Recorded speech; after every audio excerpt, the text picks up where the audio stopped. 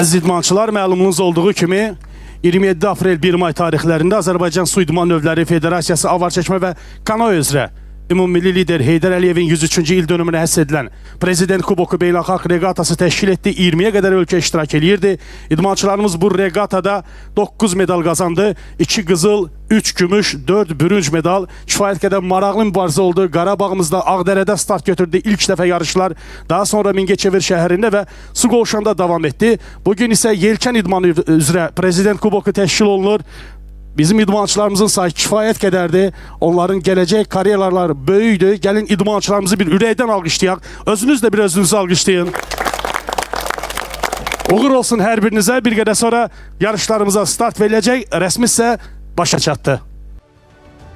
Hər vaxtınız xeyir olsun, hörmətli CBC Sport tamaşaçıları. Dənizkənarı bulvar ərazisindən yayımıza başlayırıq. Yelkən idmanı üzrə Ümummilli lider Heydər Əliyevin addan olmasının 103-cü illiyinə həsr olunmuş Prezident Kuboku reqatasının ilk yarış günündəyik.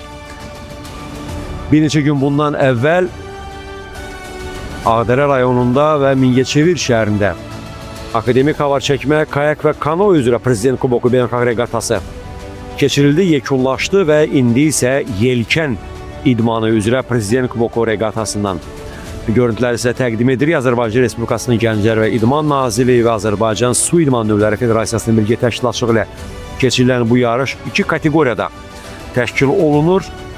Optimist sinifi, yəni 15 yaşadək idmançılar və bir də İlka 4 15-19 yaşlı idmançılar mübarizə aparacaqlar və təbii ki, bu reportajın gedişində biz sizə yelkən idmanın incəlikləri, xırdalıqları, qaliblərin müəyyən olunma meyarları ilə bağlı ətraflı məlumat verəcək və bu şərtləmənlə birlikdə yelkən idmanı üzrə Azərbaycanın ilk medalçısı Fidan Ağazadə yardım edəcək. Birlikdə su üzərində baş verənləri dəyərləndirəcək. Onu qeyd etmək istəyirəm ki, Fidan Ağazadə 2019-cu ildə Omanda keçirilən beynəlxalq yarışda 3-cü nəticə göstərməklə yelkən idman tariximizdə ilk dəfə olaraq medal qazanmış idmançı kimi tarixə düşüb və əminəm inanıram ki, Fidan xanım bu reportajın gedişində bizə, tamaşaçılara bu idman növünün bütün xırdalıqlarını, incəliklərini ətraflı izah edə biləcək. Yelkən idmanı havadan asılı idman növüdür, yəni küləyin təsiri ilə qayıqlar hərəkətə gətirilir və burada 3 yarışın yekununa əsasən qaliblər müəyyənləşir. Elə birinci ondan başlayaq ki, əvvəlcə Fidan xanım tamaşaçılara optimist və İlka kateqoriyalarının nə olduğu ilə bağlı məlumat verir. Bəli, yaş kateqoriyalarını qeyd etdik, amma məsələ təkcə yaş kateqoriyası ilə bitmir, çünki burada qayıqların növü də fərqlidir. Optimist sinifi 15 yaş altı uşaqların məşğul olduğu sinifdir. Uşaqlar burada daha çox təknəni necə istifadə etdiklərini, küləyin hardan gəldiyini və təknədə olduqlarında daha çox yarışlarda hansı tərəfə getməyə olduqlarını tapmalıdırlar. İlka 4 sinifində isə 15-18 yaş arası uşaqlar məşğuldur. Bu İlka 4 sinifi optimist sinifindən fərqli olaraq daha böyük bir sinifdir. Orada uşaqlar daha çox fiziki gücə sahib olmalıdırlar ki, təknəni rahat idarə edə bilsinlər. Və yarışların başlama reglamenti ilə bağlı, yəni əvvəlcədən təbii ki, hər bir yarışda əvvəlcədən start siyasi müəyyənləşir bu öz yerində və bir məqam da ondan ibarət yelkən idmanında küləyin təsiri nöqteyi nəzərindən start nöqtəsi, ardınca dönmə nöqtəsi məhz küləyə əsasən müəyyənləşir ki, harada bu dönmə nöqtəsi müəyyənləşdirilsin, xüsusi bir şar qoyulur və həmin o şarın artıq ətrafında idmançılar döngə vurub geri qayıtmalıdırlar. Yarış qaliblərin müəyyən olunma ardıcıllığı və hansı sistem əsasında idmançılar start nöqtəsinə qayıtdıqdan sonra yəni artıq 3 yarışın yekununa əsasən xallar toplanılır və bu xallar əsasında da qaliblər müəyyənləşir. Start xətti bot və sarı şamandıra arasında olur. 5 dəqiqə hansı sinifin bayrağı qaldırılarsa o sinif üçün 5 dəqiqə başlanır və 5 dəqiqədən sonra uşaqlar starta başlayırlar. Hamısı küləyin hardan daha yaxşı gəldiyini və onlar üçün daha yaxşı olduğu nöqtəyə getməyə çalışmalıdırlar və ardınca boyları birinci dönən, finişə birinci gələn birinci sayılır. Və indiki məqamda bax, indi bir görüntüləri izləyir, yəni artıq yarışa start verilib. Və bu baş verənləri, su üzərində baş verənlərə əsasən nə demək olar? Yəni burada biz görürük bir mövqe mübarizəsi gedir. Daha yaxşı bir mövqe axtarışındadılar idmançılar və eyni zamanda küləyin təsiri, yəni yelkən idmanı bilir, yəni bu küləyin təsirləri gətirilir qayıqlar və baş verənləri hazırda necə dəyərləndirmək olar? Əsas mübarizə indiki məqamda nə uğrunda gedir? Hal-hazırda uşaqlar start xəttində hansı tərəf daha avantajlıdırsa, oranı tapmağa çalışırlar və oradan ən yaxşı şəkildə çıxmağa çalışırlar. Oradan ən önəmlisi odur ki, uşaqların üstündə başqa bir teknə olmasın. Çünki başqa bir teknə olduğunda onların küləyi daha az olur və digərlərinə nisbətən daha az sürətlə gedirlər. Və bir də daha bir məqam, yarışın gedişində biz idmançıların daha çox hansı taktiki, texniki məsələlər üzərində iş gördüyünü xüsusi vurulamaq istəyir. Yəni qayıq düz getməlidir. Yəni qayığın küləyin təsiri təbii ki, sağa sola əyilmələr olur. Yəni külək məlum məsələdir, amma burada artıq idmançıdan tələb olunan əsas məqam ondan ibarətdir ki, o qayığı balansı saxlaya bilsin. Bu isə təbii ki, ani qərar vermə bacarığı ön plana çıxır. Küləyin 3 istiqamətində olur. Orsa, Apaz və Pupa istiqamətində gedirlər. Küləyə tam qarşı gedə bilmir uşaqlar. Ona görə də ki, bir çox tramola və kavança deyilən terimlər var bizdə. Onlardan istifadə edərək startı, parkurunu tamamlamağa çalışırlar. Artıq start xəttindən, yəni bir qədər toplaşma, idmançıların bir toplaşma nöqtəsindən görürük müəyyən qədər parçalanmalar var və yəni ki, bir növ startda dayandıqda küləyin istiqamətini tutdular, müəyyənləşdirdilər və ondan sonra artıq hərəkətə başladılar və hazırda izlədiyimiz bu qayıqlar Optimist sinifinin qayıqlarıdır və yelkənlərdə də görürük nömrələr yazılıb, idmançıların nömrələri, çünki məhz kimin hansı qayıqda olduğunu hakimlər məsələ bu yelkənlərdəki nömrələr əsasında müəyyənləşdirilir. Və start siyasi ilə bağlı yəni hazırda bizim izlədiyimiz bu yarışda kimlər mübarizə aparır? Eyni zamanda təbii ki, biz reportajın gedişində idmançılarımızın bu il ərzində keçirdiyi yarışlar barədə məlumat verəcək. Avropa çempionatında İspaniyada idmançılarımız iştirak etdi. İyun ayında çox önəmli bir yarış, dünya çempionatı gözləyir komandamızın üzvlərini. Yəni bütün bunlar barədə danışacaq, amma indiki məqamda hələ ki biz sırf kimlər mübarizə aparır və onlar barədə danışaq.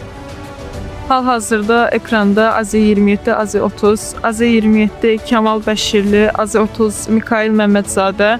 Onlar parkurun sağ tərəfindən istifadə etməyi seçdilər və o tərəfə gedirlər. Eyni zamanda digərləri də onların arxasıca Orsa Şamandırasına getməyə çalışırlar. Bu terminlər dedikdə, təbii ki, indi bu yelkən idmanının da özünə məxsus terminləri var. Burada bir qədər küləyin istiqaməti nöqteyi nəzərindən bu terminlər ona uyğun mu hesablanır?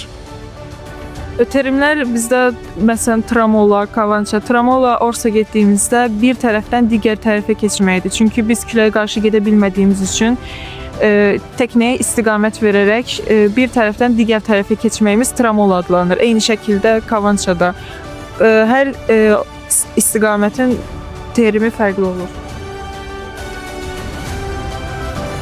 Baxırıq hazırda mübarizənin gelişini izləyirik. Artıq Xəzər dənizində, bir əqidə dənizkənarı bulvar ərazisində keçirilən bu yarışda idmançıların sıralanması və küləyin istiqaməti ilə, yəni burada artıq mövqe seçimi məsələsi var. Bir daha qeyd edək, fikir verirsə idmançıların sağdan sola, soldan sağa hərəkət etmələri isə sırf həm balans yaratmaq, eyni zamanda yelkəni düzgün istiqamətdə saxlamaq, yəni külək yelkəni elə istiqamətdən vurmalıdır ki, həm sürət yaxşı olsun və təbii ki, belə də məlum məsələdir ki, finiş xəttinə çatmaq artıq daha asan, daha rahat olacaq. Önəmli olan küləyə düzgün tutmaqdır. Hazırda idmançıların çoxsu bəziləri sağa, bəziləri sola gedərək küləyin hansı tərəfdən daha yaxşı gəldiyini baxırlar. Burada ən önəmlisi onların həm teknələrini sürətli istifadə etməyə, həm də rəqiblərini kontrol etməkləridir. İlk öndə gedən teknə çalışmalıdır ki, defans etsin, digər teknələr ona yaxınlaşmasın, daha teknəni sürətli istifadə etsin. Bu ötmə əməliyyatları zamanı belə deyək, burada hansı məqamlara xüsusi diqqət yetirmək lazım? Yəni ötmə edərkən heç şübhəsiz ki, bir qayığın digərinə dəyməsi kimi halları yəqin ki, küləyin təsiri ilə olur. Bəli. Bizə məsələn sağ tərəfdən gələn teknələr daha çox yol haqqına sahibdirlər. Sol tərəfdən gələn teknələr həmişə sağ tərəfdən gələn teknələrə yol verməlidir. Eyni şəkildə üstümüzdə əgər ki lotka teknə varsa, o bizə yol verməlidir. Biz həmişə küləyin altında olan teknə yol haqqına sahibdir. Gördüyümüz kimi necə ki yol hərəkəti qaydaları avtomobillər üçün var, eyni zamanda yelkən idmanında da bu cür yəni yol vermə halları müşahidə olunur. Yəni bu qaydalara təbii ki daxil edilib. Əgər hansısa bir idmançının qaydalardan kənara çıxması halları olursa, yəni ki burada artıq cəza məsələləri artıq ortaya çıxır ki, cəza, diskvalifikasiya xəbərdarı yəni bu kimi hallar olur hər halda. Uşaqlar yarış qaydalarını pozduqda digər teknə ona etiraz bildirir və eyni şəkildə bu etirazını hakem botuna da deməlidir. Hakem botu ona əgər ki uşağın etirazı düzgündürsə və qaydalara uyğundursa, ona puan cəzaları verir. Və bu cəzalar isə, yəni xal cəzası bil, bu artıq idmançının xalının artması isə o deməkdir ki, onun mükafatçılar sırasına düşmə şansı da azalır. Qaliblərin müəyyən olunması, hörmətli tamaşaçılar, burada xalı az olan idmançı qalib gəlir. Yəni bu hansı anlama gəlir? Əgər finish xəttində birinci çatdınsa, bu artıq 1 xal deməkdir. İkinci çatdınsa 2 xal, üçüncü çatdınsa 3 xal və 3 yarışın yekununda əsasən ən az xalı olan, yəni finish xəttinə bu yarışlarda daha tez çatan qalib elan olunur. Ən az xalı olan idmançı birinci seçilir. Əgər ki biz nə qədər qaydalara uyğun yarışırıqsa və az xalımız varsa, ilk 3 olaraq birinci seçilirik. Digər qayıqlara nisbətən daha öndə finişə girmək, onlardan daha qabaqda getmək vacibdir. Nə qədər arxada olsa, xalımız o qədər çox olur və bizim üçün yaxşı hal deyil. Və hakimlər də suda baş verən proseslərin hamısını təbii ki diqqətlə izləyirlər və qaydalara riayət olunması, idmançıların birinin digərinin, belə demək mümkünsə, yoluna çıxmaması, qaydana pozmamasına çox ciddi şəkildə nəzarət həyata keçirilir. İndiki məqam üçün təbii ki havadan asılı o idman növü olması nöqteyi nəzərindən hər halda burada da küləyin sürəti artıq normadan artıq olduqda məlum məsələ ki, yəni yarışlarda müəyyən fasilə, hətta təxirə salmalar da olur. Hazırda İLKA 4 sinifinin idmançıları yer gəlmiş ki, bəli, vaxtı qayıqları izlədik. Bu qayıqlar optimist, amma İLKA 4 onların qayıqları fərqlidir. İLKA 4 sinifindən 218-42 nömrə Nərgiz Məmmədova hal-hazırda birinci gedir. Arxasıca 218-143 Nəzrin Məmmədova gəlir. Yeri gəlmişkən bu idmançılar Avropa çempionatında iştirak etdilər İspaniyada. Yəni onları yığma komandamızın əsas liderləri adlandırır. İLKA 4 sinifinin milli idmançılarıdır hər ikisi. Mübarizə hazırda davam etməkdədir və bir yarış təxminən marşrutdan asılı olaraq ortalama yarım saatı əhatə edir. 5 dəqiqə start olur və yarışı parkurun tamamlaması 30 dəqiqə, 40-35 dəqiqə çəkir.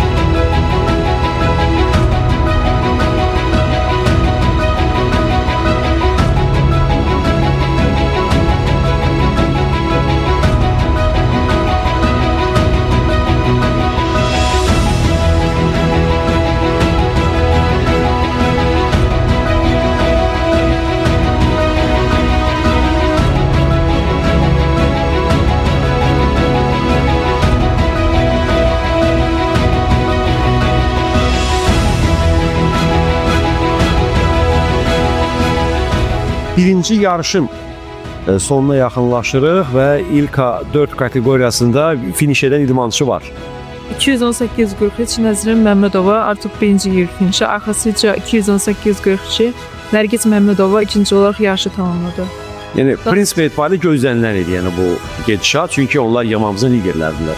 Daha sonra arxalarıca 2 nömrə Emir Ələkbərov gəlir. Xəzəriyevin qurduğu. Və yeri gəlmişkən məlum məsələdir ki, bu biz qeyd etdik, yəni qayıqlar fərqlidir, yəni optimist və İLKA 4. Eyni zamanda bu yelkənlərin də daha böyük, yəni ölçülərində təbii ki, fərqlər dərhal görünür ki, yəni burada həm qayıq, həm iki yelkən daha böyükdür. Optimist sinifinə nisbətən lazer sinifi, İlk-4 sinifi daha böyük olduğu üçün orada ən önəmlisi uşaqların fiziki gücə sahib olmalarıdır. Çünki külək əsdikdə onlar əgər fiziki gücə sahib deyillərsə, o teknəni götürmələri biraz daha çətin olar. Nə qədər güclü olsalar, o qədər teknədən istifadə etməkləri asan olur. Artıq İlk-4-də qeyd olundu, Firinçə birinci daxil olan Nəzrin Məmmədova, ikinci daxil olan Nərgiz Məmmədova idi və tədricən optimist sinifində olanlar da artıq finişə yaxınlaşdılar. Bir dəqiqədə belə bir qayıqların ölçüsü, yelkənin ölçüsü, yelkən nə qədər böyüksə təbii ki, bu daha sürətli hərəkət edir qayıq və eyni zamanda yaş məsələsi də var. Yəni bax burada təbii ki, daha təcrübəli olan idmançılar həm də qayıqların və yelkənin onlara verdiyi bax bu imkandan istifadə edərək təbii ki, finiş xəttinə daha tez çatırlar.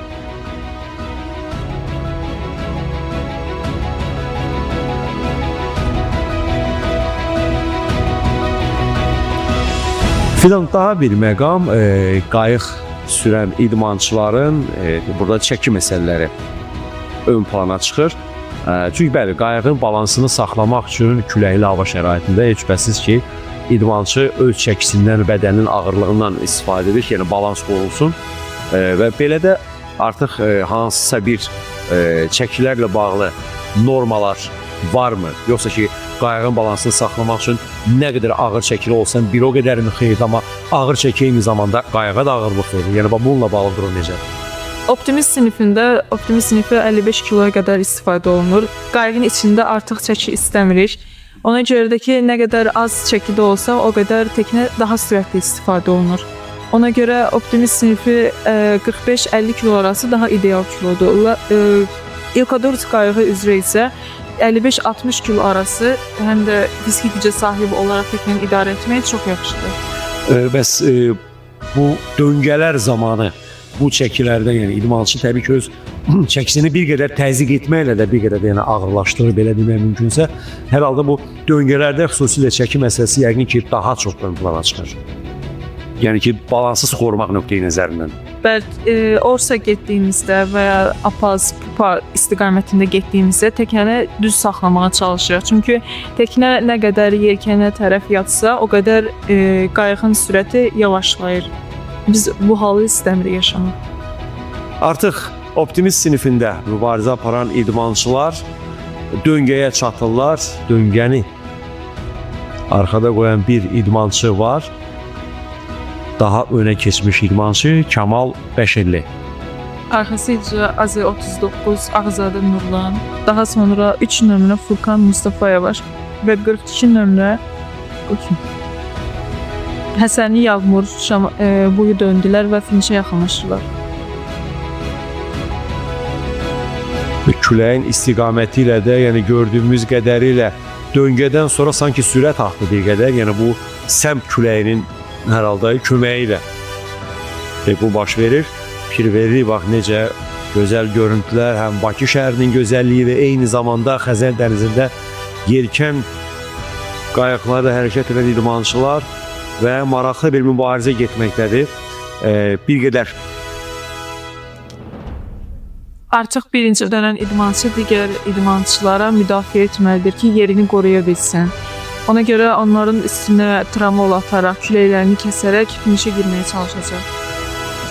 Bu tramol atmaq bu nə anlama gəlir? Yəni bu nə deməkdir tam olaraq? Tramol atmaq teknədə qayığın içində bir tərəfdən digər tərəfə keçmək deməkdir. Orsa getdiyimizdə biz iki istiqamətdə gedirik, küləyə qarşı gedə bilmədiyimiz üçün və uşaqlar bir tərəfdən digər tərəfə keçmək üçün tramoladan istifadə edirlər. Bu bizdə tramol termi olaraq adlanır.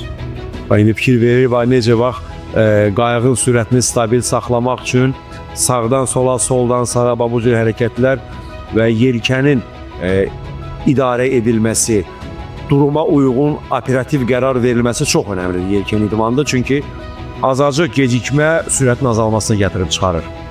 Burada fikir verir, 3 idmançı bir istiqamətə girir, amma bir idmançı bir qədər onlara yəni istiqamətini görür, fərqlidir. Yəni bu artıq gördüklərimiz bizə nəyi demək üçün hansı bir əsas veririk. Burada nə baş verir indiki məqamda? Hazırda idmançılar artıq daha çox bir-birlərini müdafiə edirlər. Burada ən önəmlisi digər təknələri qaydalarını pozmadan, onlara yol verərək, qaydalara uyğun və təknəni qayığı ən sürətli şəkildə istifadə edərək finişə yaxınlaşmaq. Bir də bir yarışda təbii ki, beynəlxalq yarışlardan söhbət gedir. Komanda işi ilə bağlı nə demək olar? Yəni tutaq ki, yarışların gedişində eyni kateqoriyada bir ölkənin bir neçə idmançısı iştirak edə bilir və bunların qarşısında qoyulan əsas məqsəd o. Yəni bir çox idman növlərində məsələn bir komandanın lideri müəyyənləşdirilir və digərləri onun daha uyğun bir rahat şəkildə hərəkət etməsi üçün qaydalar çərçivəsində digərlərinin ona çatmamasına üçün yəni nə kimi bağışlar görülür komanda işi nöqteyi nəzərindən? Beynəlxalq yarışlarda və dünya çempionatında komanda yarışı olur. Qayıqlar 4-4 yarışlara çıxırlar və bir lider seçilir. Komanda ona uyğun yarışı tamamlamağa çalışır. Yəni lideri sözünə qulaq asaraq. 4-4 yarışlarda 18 xalı olan komanda qalib gəlir və 18 xalı keçən komanda uduzur. Bu 18 xal bu artıq yəni minimum xal anlamına gəlir. Çünki bir AQD yelkən idmanda qalib xalı az olan idmançı olur hörmətli tamaşaçılar. Yəni xalı çoxdursa deməli finiş xəttini gec keçmisə və ya hansı bir cərimən olub xal gəlibdi, cərimə xalı gəlibdi, yəni belə də artıq xalın çoxaldıqca qalib gəlmə şansın azalır. Komanda yarışlarında komanda üzvlərinin finişə girməsi hesablanır və komandalarda kim hansı yeri tutmuşsa onları hesablayaraq 18 xalı keçmədən onlara qaydalar uyğun gəlir. Hörmətli tamaşaçılar, Optimist sinifində artıq birinci və 1-2-3 olaraq finişi keçən idmançılar müəyyənləşdi. Birinci yer 27 nömrəli idmançı Kamal Bəşirlidir. İkinci yer 3 nömrə Furkan Mustafayev və üçüncü yer isə 39 nömrəli qayıqda çıxış edən Nurlan Ağazadə. Yəni bu o deməkdir ki, bu idmançılar artıq birinci yürüyüşü ilk üçlükdə tamamlamaqla növbəti yürüyüşlərində təbii ki, nəticəsindən asılı olaraq ilk addımı atdılar ümumi yarışın qalibi olmaq üçün.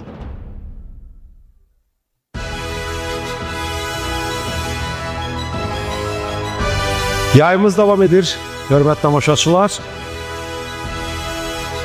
Ümummilli lider Heydər Əliyevin adının olmasının 103-cü iliyinə həsr olunmuş Yelkən idmanı üzrə Prezident Kuboku reqatasında ikinci yarış başladı və yenə reglamentə uyğun olaraq əvvəlcə ilk 4 kateqoriyasına çıxan idmançılar mübarizə başlayırlar. Onlardan sonra Optimist sinifi, yenə qısa hatırlatma edək, Optimist sinifi 15 yaşa dək olan idmançılardır.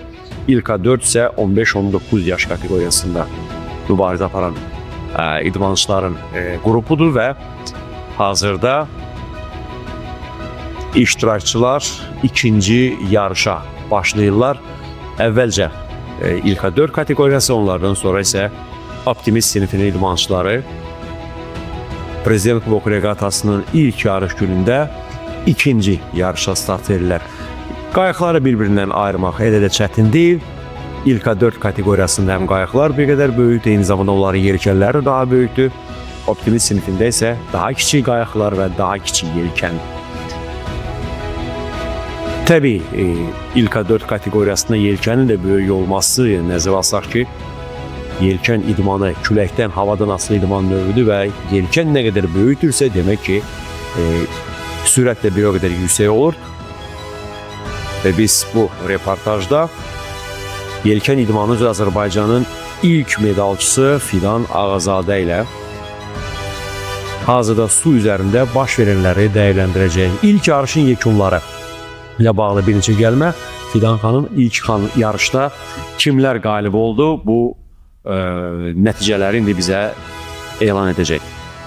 Artıq bir yarış tamamlandı və ilk 4 sinifi üzrə birinci yer Nəzrin 218-43 nömrəli qayıq birinci girdi finişə. İkinci yerdə isə Nərgiz Məmmədova, üçüncü isə Emir Ələkbərov 2 nömrəli qayıq ilk 4 sinifi üzrə ilk 3 tamamladılar finişi. Optimist sinifi üzrə isə birinci yer Kamal Bəşirli AZ27, ikinci yer isə Furkan Mustafayev, 3 isə Nurlan Ağazadə, AZ39. Onlar optimist sinifi üzrə ilk 3 yarışı tamamladılar. Və bu sıralanmaya əsasən də hörmətli tamaşaçı onu qeyd edək ki, xallar toplanılır hər yarışı yekununa əsasən. Birinci keçən, finişi birinci keçən 1 xal, ikinci keçən 2 xal, üçüncü keçən 3 xal, yəni bax belə sıralanma ilə xallar toplanılır iştirakçıların saylarına uyğun olaraq, yəni birdən başlamaqla. Bu isə o deməkdir ki, yekun nəticədə kimin daha az xalı varsa, yəni kim finişi daha ön sıralarda keçibsə, onun qalib gəlmə şansı daha yüksək olur. Yəni daha az xal olmalıdır ki, qalib gələsən. Yəni yelkən idmanında əsas reqlament qaydalar bundan ibarətdir. Və yarışlara başlama qaydası ilə bağlı bir xatırlatma edək ki, əvvəlcə ilk 5 dəqiqə ərzində start xəttində idmançılar dayanır, küləyin sürəti müəyyənləşdirilir, bir növ taktiki gedişlər müəyyənləşdirilir və 5 dəqiqə bax bu analizlərdən sonra isə mübarizəyə start verilir və ondan sonra idmançılar hərəkətə başlayırlar.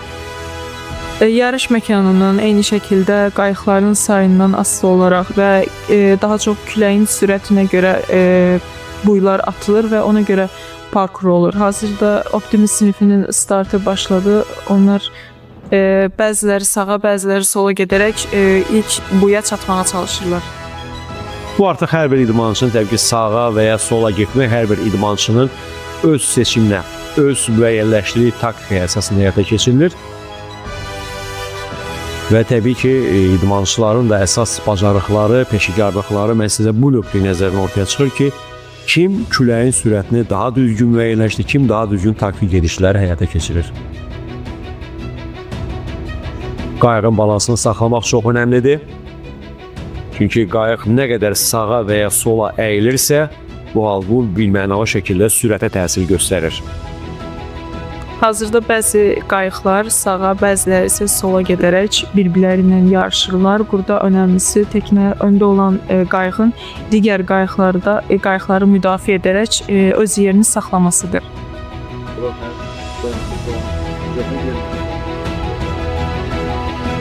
Yarışın gedişində bilərəkdən onu ötüb keçməyə çalışan digər qayığa maneə törədən idmançılar da hər halda cəza hallarına məruz qalırlar.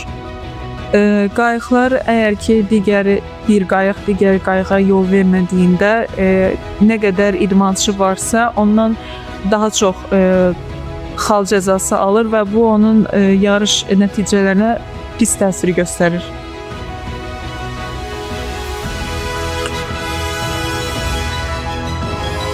İlk yarış günündə 3 yarış olacaq, ikinci yarış günündə daha 3, yəni 6 yarışın nəticəsinə əsasən idmançıların finiş xəttini keçmə sıralanmasına uyğun olaraq qaliblər müəyyənləşəcək və təbii bu cür yarışlarda hər zaman xilas edicilər iş başında olur və qayıqda olan idmançılar isə bu su idman növüdür, hər şey baş verə bilər. Suya yıxılma halları təbii ki, normal bir hal sayılır və bütün idmançılar mütləq şəkildə yarış zamanı xilas edici jiletlərdə olurlar. Çünki ən azı ilk yardım xilas edicilə gəlib çatana qədər, yəni bax bu xilas edici jilet idmançıları su üzərində saxlamalı, yəni təhlükəsizlik qaydaları çox önəmlidir və heç şübhəsiz ki, bu idmanla məşğul olan idmançıların da üzmə bacarığının olması hər halda mütləqdir. Suya düşən qayıq idmançı heç bir çətinlik çəkmədən rahatlıqla qayığı yenidən öz qaydasına salaraq qayığın içinə minib davam edə bilər. Bir də bir məqam diqqətdən yayınmadı, az əvvəl görüntüdə var idi. Qayığın içinə su dolma ehtimalı da olur. Təbii ki, bir qədər sağa sola əyilmələr zamanı və bunun üçün də tədbirlər əvvəlcədən görülür ki, yəni suyu boşaltmaq mümkün olsun dərhal. Çünki kiçik qablar var, hansı ki o qab vasitəsilə idmançı artıq qayığa dolmuş suyu yarışın gedişindəcə elə boşaltmaqla, yəni qayığı yüngülləşdirməlidir. Dönmə zamanı önəmli olan az əvvəl də bildirildi. Dönməni bildirən həmin o qırmızı şara toxunmamaq lazımdır. Nə çox uzaqdan keçməməlisən vaxt itirməmək üçün, nə də ki, çox yaxınlaşıb ona toxunmaq olmaz. Bu halda artıq cərimə xalı yazılır idmançıya və hazırda elə birinci yarışda olduğu kimi ikinci yarışda da Nərgiz və Nəzrin Məmmədovalar ön plandadırlar və onlar tədricən finişə yaxınlaşırlar. Fevral ayında Azərbaycan, yəni keçmiş adı Azərbaycan Kano və Hava Çəkmə Federasiyası, hazırda isə Azərbaycan Su İdman Növləri Federasiyası adlandırılır. Yəni fəaliyyət istiqamətlərinin genişlənməsi ilə olaraq federasiyada ad dəyişikliyi zərurət yarandı. Ümumi yığıncaqda Azərbaycan Kano və Hava Çəkmə Federasiyasının bundan sonra Azərbaycan Su İdman Növləri Federasiyası adlandırılmasına bağlı qərar verildi. Yəni daha əvvəl akademik hava çəkmə, kano və kayak idman növləri isə artıq fəaliyyət istiqaməti genişlənir. Yelkən idman əlavə olundu. Eyni zamanda digər su idman növləri hansı ki surfing, rafting, kanoe slalom və bütün bu idman növləri artıq federasiyanın inkişaf planlarına, əsas prioritet istiqamətlərinə daxildir. Və gördüyümüz kimi yelkən idmanı üzrə də Ümumilli lider Heydər Əliyevin adından olmasının 103-cü illiyinə həsr olunmuş Prezident Kubok reqatası keçirilir Dənizçinar Bulvar ərazisində və tədricən ikinci yarış, yəni ilk kateqoriyasında ikinci yarış yekunlaşmaq üzrədir və 3 nömrələri qayıqda Nikita Protasov, o da bir qədər dönmədən sonra görüyorum vaxt itkisi var, çünki dərhal dönməni edib, indi finiş istiqamətinə hərəkətlənməlidir bu idmançı.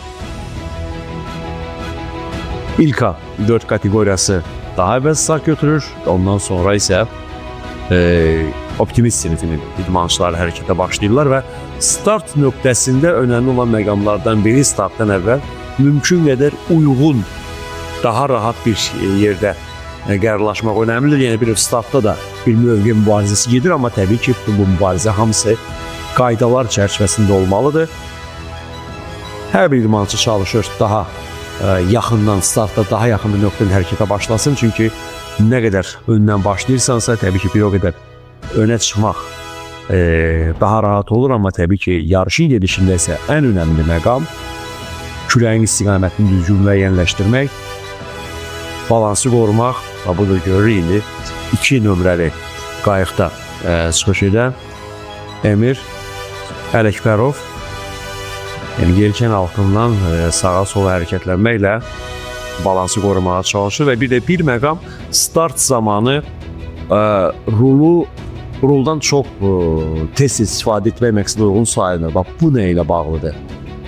Ruldan daha tez-tez istifadə etdiyində idmançı cəza xal alır, təknə daha sürətli istifadə etmiş olur. Biz qaydalara uyğun təknəvi qəribə istifadə etmələrini istəyirik və buna hakim tez-tez istifadə etdiyini gördüyündə rulu ona sarı bayraq göstərir və sarı bayraq idmançı sarı bayraq aldığında yerində 720, yəni 2 dəfə fırlanır. Bu zaman onun sarı bayrağı sayılır və o yarışı yenidən davam edə bilər. Yalnız ikinci dəfə sarı bayraq aldığında o artıq yarışı buraxmalıdır. Cəzalandırılır, artıq yarışdan çıxarlar. Yeri gəlmişkən İlka 4-də artıq ikinci yarış yekunlaşdı və birinci yer 218-42 nömrəli qayıqda Nərgiz Məmmədova, ikinci yer 218-43 Nəzri Məmmədova və üçüncü yerə isə 2 nömrəli qayıqda Əmir Ələkbərov.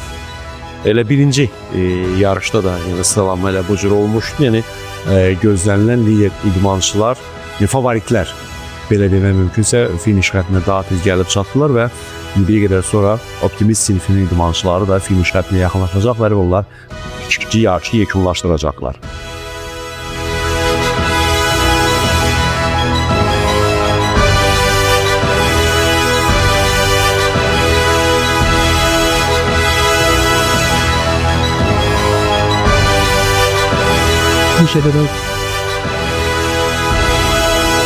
Optimist sinifində artıq ikinci yarışın liderləri məlumdur və finişdən əvvəl son dönmə həyata keçirilir. Bir lider idmançı var. Kamal Bəşirli 27 nömrəli idmançı digər rəqiblərini önə keçir və ikinci, üçüncü yerlər orada da bir gərgin mübarizə gedir.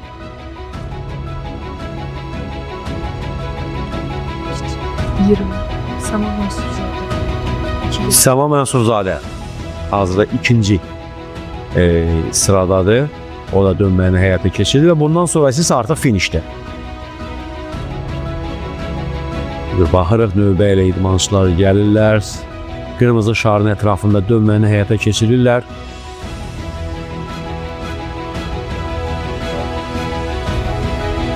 Az qaldı finişə, ikinci yarış yekunlaşmaq üzrədir. Artıq ilk 4-də başa çatdı.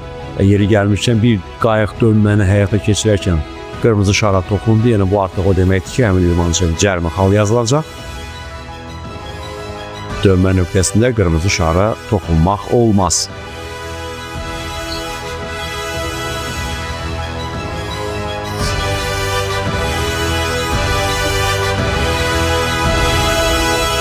Kamal Bəşirli finişi artıq birinci keçdi.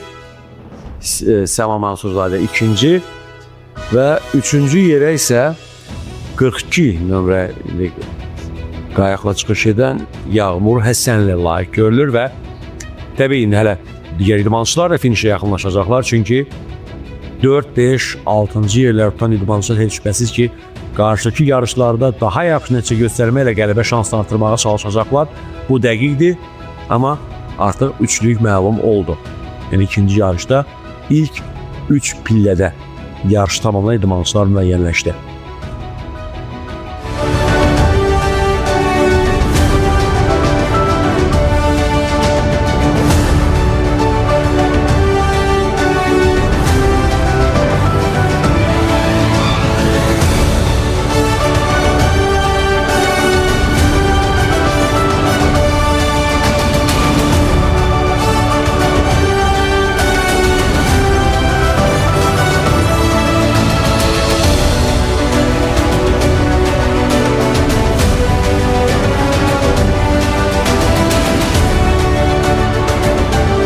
Hörmətli tamaşaçılar, ilk 4 kateqoriyasında artıq 3-cü yarış da yekunlaşmaq üzrədir və iştirakçılar son döngəni həyata keçirdilər və finişə yaxınlaşırlar. Amma finişə yaxınlaşdıqca fikir verir sizə qayıqların sağa, sola əyilməsi halları baş verir və bax belə bir məqam. İndi qayığı mümkün qədər tez bir vaxtda suya qaytarmaq lazımdır. Bu idmançı 210-842 Nərgiz Məmmədovadır. Öndə idi, amma qayığın aşması nəticəsində Nəzrin Məmmədova rəqibin xal itirməsindən, vaxt itirməsindən sonra o önə keçir. Bax, gördüyümüz kimi bax, bu məqamlar hansı ki haqqında bəhs edirdik. Küləyin təsiri, qayığın balanslı saxlanılması çox önəmlidir. Öndə gedən idmançı belə bir durumla üz-üzə qaldı. Söhbət Nərgiz Məmmədovadan gedir və nəticə etibarilə Nəzrin Məmmədova ondan önə keçdi.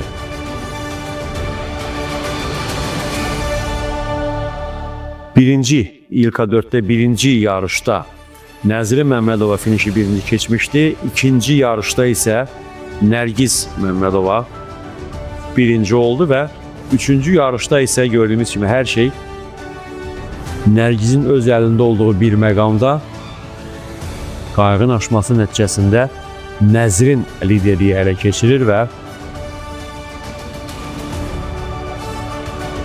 üçüncü yarışın qalibi olmaq nöqteyi nəzərindən əla bir şans qazandı. Bir daha bildirmək istəyirik ki, həm Nərgiz, həm Nəzrin onlar İspaniyada keçirilən Avropa çempionatının iştirakçılarıdır və bu il idmançılarımızı iyun ayında dünya çempionatı gözləyir. Mərakeşdə təşkil olunacaq dünya çempionatı və indiki məqamda dünya çempionatına hazırlıqla bağlı sınaq yürüyüşləri həyata keçirilir və idmançıların hazırlıq prosesi davam etməkdədir.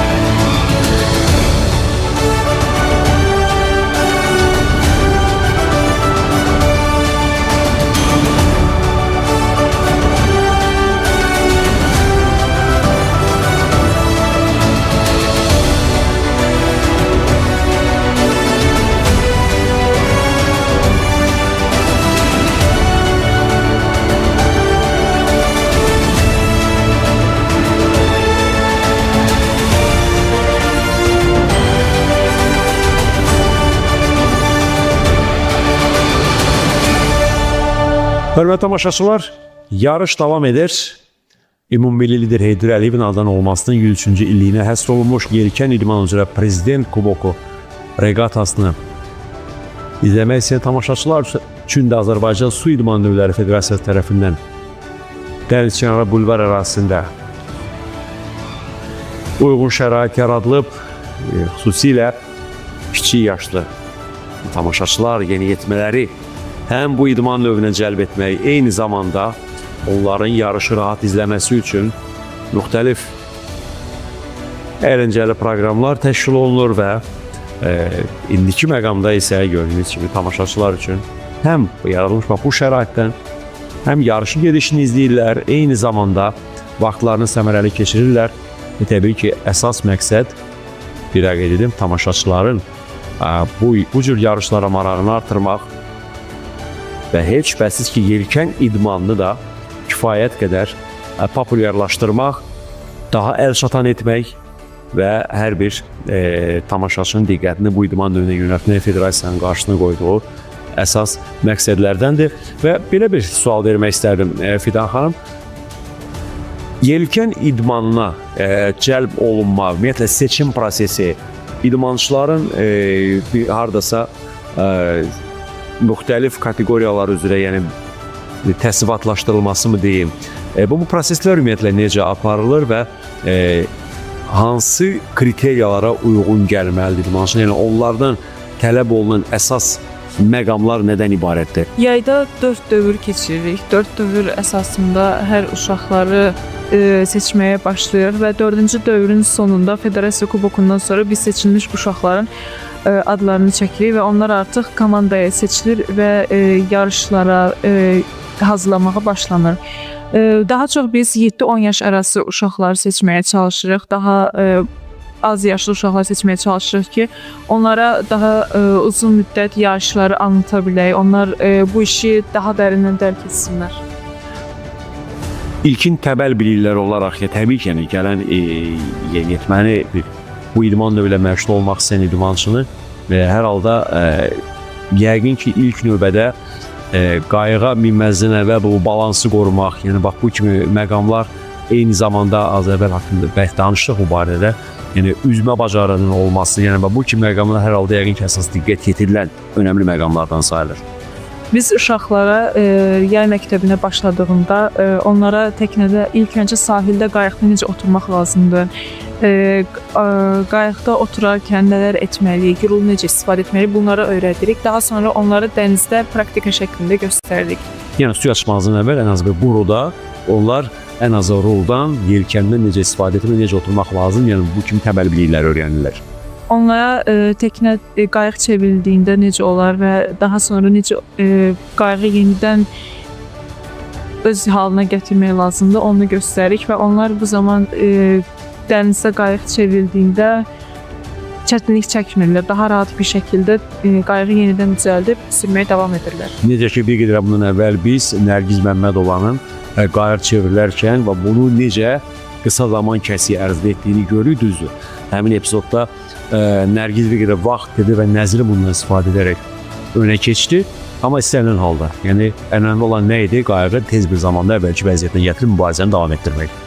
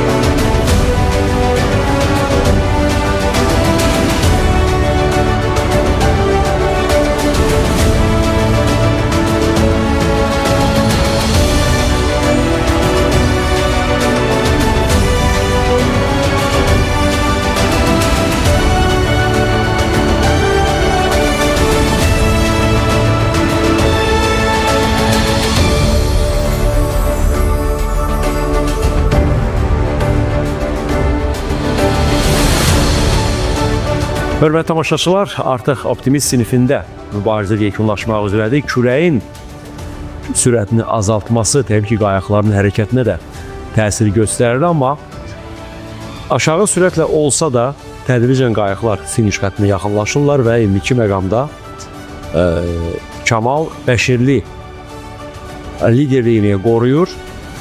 Bir daha qeyd edək, havadan asılı idman növüdür və təbii ki, külək faktoru burada təsirsiz ötüşmür və adətən bu cür hallarda Fidan xanım belə hallarla üzləşdikdə, yəni gözləməkdən başqa bir çarə qalmır. Əsasən külək azaldığında biz dənizə gözləyirik. Əgər külək heç cür gəlmirsə, artıq idmançıları sahilə göndəririk. Küləyin heç cür olmadığı, yarış davam etdiyi müddətdə əgər külək kəsilirsə, yarış dayandırılıb, uşaqlar ya dənizdə ya da sahildə küləyi gözləyirlər. Sahilə çıxdıqdan sonra amma külək yenidən əsməyə başlayırsa, yəni belə də artıq yarış növbəti günə mi keçilir, yoxsa yenidən mi başlayır və yaxud da ki, mövqelər bu halda necə müəyyənləşir? Yəni yarış dayandıqda kim hansı mövqedə, yəni bu məqama diqqət yetirilirmi? Yəni bərpa prosesində. Gündə əvvəlcədən vaxt təyin olunur. Saat əgər ki 3-ə qədər yarışların hamısı tamamlanmayıbsa və hər saat 3-ə varsa, külək gəldiyində uşaqları yenidən dənizə çıxardıb yarışlara davam edirik. Belə olmadığı təqdirdə isə artıq növbəti günə keçilir həmin yarış. İndiki məqamda isə optimist sinifində az da olsa, zəif də olsa, yəni qayıqların aşağı sürətlə olsa belə hərəkəti hələ ki mümkündür və tədricən finişə yaxınlaşır iştirakçılar. İlka 4 sinifində artıq mübarizə yekunlaşıb, amma optimist sinifində isə ilk 3 yarış yekunlaşdı İlka 4 kateqoriyasında, optimist sinifində isə Kamal Bəşirli 3-cü yarışda da finiş xəttini birinci keçdi və hər 3 yarışda Kamal Bəşirli birinci olur. Bu isə deməkdir ki, onun artıq 3 yarışdan sonra liderliyi davam edir, amma ikinci, üçüncü yarışlarda isə sıralamada dəyişikliklər var idi. Üçüncü yarışda finiş xəttini ikinci keçən Furkan Mustafayevdir. Yeri gəlmişkən onu qeyd edim, bundan əvvəlki 2 yarışda Furkan Mustafayev ilk üçlükdə deyildi. Və üçüncü yerə isə Cavidan Xəlilzadə layiq görülür. Yəni bax budur külək faktoru gördüyümüz kimi belə təsir göstərdi yarışın gedişinə. Yəni külək dayandıqda artıq mövqelərdə ondan sonra ciddi bir dəyişiklik olmadı. Həm adlarını çəkdiyim bu idmançılar 3 nömrə Furkan Mustafayev, həm də ki 1583 nömrə Cavidan Xəlilzadə. Onlar bundan əvvəlki 2 yarışda üçlükdə var idi. Furkan bir dəfə əvvəl ikinci olmuşdu. Bu dəfə də ikinci olur. Amma Cavidan Xəlilzadə onu ilk dəfə olaraq üçlüyə düşdüyünü qeyd edək. Liderlik hələ ki Kamaldadır. Kamal Bəşirli. İkinci yerdə Furkan Mustafayevdir. Amma üçüncü yerlə bağlı durum hələ ki bir qədər suallar qalır, çünki hesablamalar aparılacaq və ilk 3 mərhələdən sonra lider var. Sadəcə olaraq növbəti yarış günündə daha 3 yarışdan sonra liderlər qrupunda dəyişiklik olacaq, olmayacaq. Bu artıq növbəti yarış gününün gedişatına əsasən bu fikirləri söyləyə biləcəyik.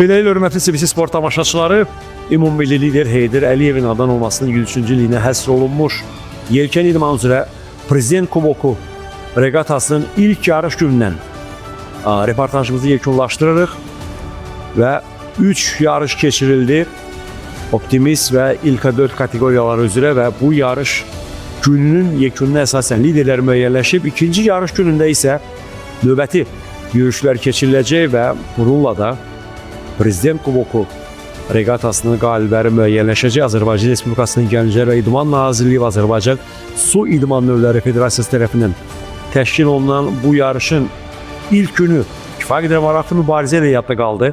Sona yaxın bəli külək xeyli azaldı, amma istənilən halda bu idmançıların finişə çatmasına mane olmur və bu müddət ərzində reportajın sizə təqdim olunmasında yelkən idmanı üzrə Azərbaycanın ilk medalçısı Fidan Ağazadə bizimlə idi.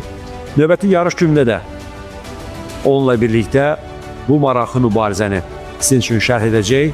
Odur ki, Prezident Kuboku reqatasının ikinci gündə yenidən görüşməyə ümid ilə sizə deyərək hələlik sağollaşırıq. Yenidən görüşməyə ümid ilə salamat qalın.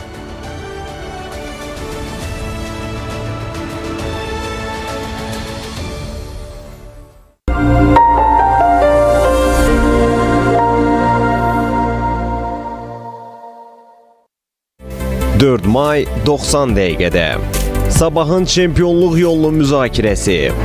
Neftçi 5 illik həsrətə son qoydu.